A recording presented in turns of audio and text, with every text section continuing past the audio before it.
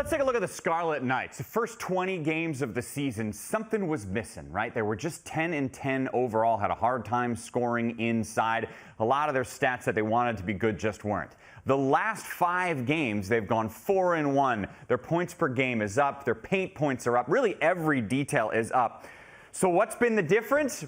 Our big interview has been the difference. Jeremiah Williams joined the team officially 5 days ago, and now he is joining us to talk about it. Jeremiah, it's great to have you with us here. We know your story. You know your story as good as anybody. You had to wait 700 days between playing an actual game of basketball. What was the hardest part about that? The hardest part about it was probably, just being patient and getting through the injury. Ultimately, 700 days was the longest I've ever been playing basketball that I can remember. So, just getting through all the rehab, being patient, that was probably the hardest part. What was the first game back like? Did you feel rusty? Did you feel anxious? Did you feel nervous? Yeah, I was actually pretty calm for our first game. We played at Michigan, was my first game, and I was supposed to be cleared, or we thought I was going to get the chance to play the game before that. We played at home at Penn State, so I was more nervous for the game that I didn't play than the game I was able to play. That makes sense. Did it take a couple minutes for you to feel the rhythm, or you were like, oh, yeah, no, I'm good, I got this? Oh, yeah, no, it probably took about a half or so for me to feel the rhythm for sure. Definitely got in there, was a little rusty, but just kept chipping away. I got to call the last game you played, and in talking with your head coach beforehand, he brought up multiple times how great of a talker you are on the court and off the court. When and where did that start for you? Yeah, from a young age. I mean, my mom always talks about how parent-teacher conferences, I would have to be moved around the class, just talking too much and making too many friends. So I think, it just started from me being young. Do you notice it in a game? And the reason I asked is in that last game, there was at one point where there was like, you made a pass that went awry or something, you shook your head and you walked right past me and you said, come on, Jay, come on, Jay, come on, Jay, as you went to get to the ball. And I was like, oh, that's what Pikel's talking about. Do you notice it mid-game? Yeah, I mean, it's just something that's been a part of, my game since day one, just talking to myself, talking to my guys, and, communication is very important in anything. So, it's just something I take pride in. What do your teammates say about your ability to communicate on the court? I think they appreciate it. We're all able to help each other on the court. We get to our huddles. We have conversations about what we need to do, what needs to be done on the offense and defensive end. So, I think it just helps everyone. Let's talk about some of your skills. Personally, in the few games you've played, I have loved watching you do the Euro step. I feel like you've got a lot of confidence using that as you're driving the lane. What do you feel about it?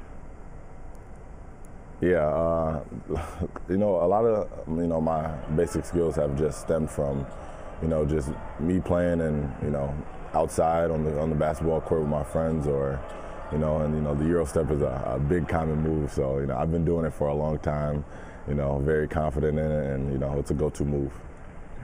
I mentioned the game Sunday against Minnesota. You guys were tied at the half. You ended up losing the game.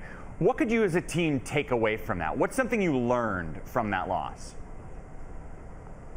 Yeah, that game was, credit to Minnesota and their defense and their game plan. But, I think for us it was just a low energy game, and we know that we have to bring the energy, and our defense needs to travel with us. So, that was just a game that I think got away from us, and I think that as long as we correct it and we bring our energy and our defense every game, we'll be fine. You did make a heavy push, though, as a team late. At one point, you scored 11 unanswered points in a 99-second span. And I remember looking around being like, whoa, this team woke up. What do you guys remember from just that section of the game? Yeah, I'm pretty sure that was towards the end of the game. And yep. I mean, that was just the end of the game push that we had in us. I know, we wanted to win that game pretty bad. We didn't bring it the whole 40 minutes, but, that just shows the type of team we are, what we're capable of. Your team really has been rejuvenated since you joined the lineup, to the point that you're in that discussion now of NCAA tournament bubble teams. Not that you're in, but that you're one of the teams that can be talked about it and has a chance to win your way into the big dance. How do you as a team talk about that aspect specifically. Yeah, we're definitely taking the one game at a time approach. I mean, there's no other way to look at it. I mean, if we can't look too far ahead, we can't look too far back. I mean, one game at a time. I think that that helped us get in our 4-game winning streak, and it's just time to start another streak. Why did you choose Rutgers? Yeah, ultimately, calling around most of the guys that I know on the East Coast that is pretty knowledgeable about the game. They all talked about Coach Michael's character. A lot of people talk about X's and O's, defense, offense, or whatever it is, but a lot of people just told me Coach Pike is a great guy, and I think, I took to that. I've been to a couple schools, and that was just something I really valued. And then also, the style that Rutgers plays. I think I'm a Rutgers guy, Rutgers defense, and I really, when I took my visit, I really, liked it here and saw myself here. Tell me something I don't know about Steve Pikiell. He hates phones. He hates the phones. He always tells us, put the phones away. He says he's gonna, that's something he wants to keep going at Rutgers. If he could throw the phones away, he would.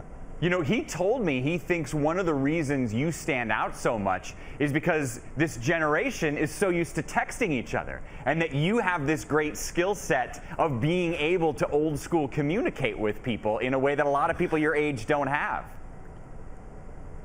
Yeah, that sounds like a Coach Pikiell quote for sure.